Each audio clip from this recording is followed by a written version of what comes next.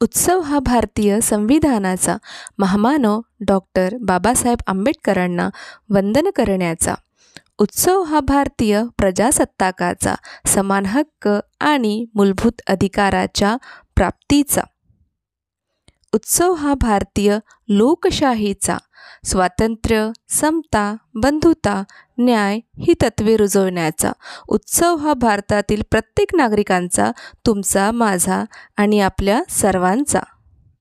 अशा या मंगल उत्सवाप्रसंगी उपस्थित आजच्या कार्यक्रमाचे अध्यक्ष, सर्व गुरुजन वर्ग आणि माझ्या देशबांधवांनो, आज 26 जानेवारी भारतीय प्रजासत्ताक दिन. हा दिन आपल्या भारत देशाचा एक राष्ट्रीय उत्सव म्हणून आपण उत्साहात साजरा करीत आहोत. हा दिवस प्रत्येक भारतीयांसाठी आनंदाचा, उत्साहाचा, सन्मानाचा आणि अभिमानाचा दिवस आहे.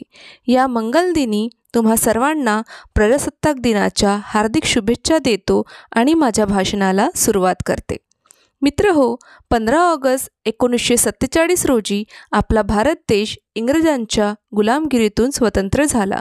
पण स्वातंत्र्य मिळाल्यानंतर देशाला खरी गरज संविधानाची होती. त्याशिवाय देशाचा राज्यकारभार सुरळीतपणे चालणार नव्हता. आपल्या देशात सर्वांना सुखसमाधानाने, शांततेत जगता यावे म्हणून संविधान निर्मितीचे महान कार्य सुरू झाले.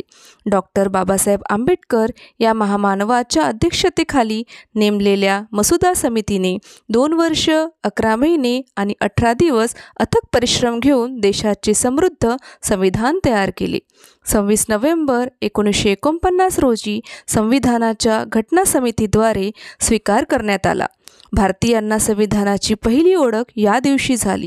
त्यामुळे 26 नोव्हेंबर हा दिन आपण संविधान दिन म्हणून साजरा करतो.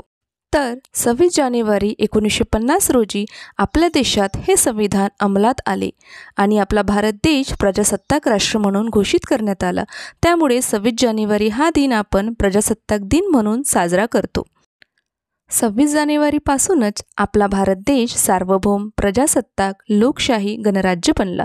खऱ्या अर्थाने भारतात प्रजेचे राज्य निर्माण झाले. भारतीय जनतेला स्वातंत्र्य, समता, न्याय आणि आपले मूलभूत हक्क मिळाले. आज आपण ज्या प्रजासत्ताक देशात मुक्तपणे जीवन जगू शकतो ते केवळ आणि केवळ आपल्या संविधानामुळे. चला हे समृद्ध संविधान समजून घेऊया. भारताचा राष्ट्रीय उत्सव हा प्रजासत्ताक दिन मोठ्या उत्साहात आपण आज साजरा करूया.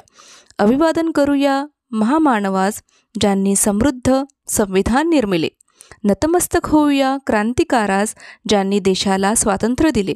वंदन करूया सर्व महापुरुषास ज्यांनी भारताला प्रजासत्ताक राष्ट्र बनवले. एवढे बोलून मी माझ्या भाषणाला पूर्णविराम देते. भारतीय प्रजासत्ताक दिन चिराई हो.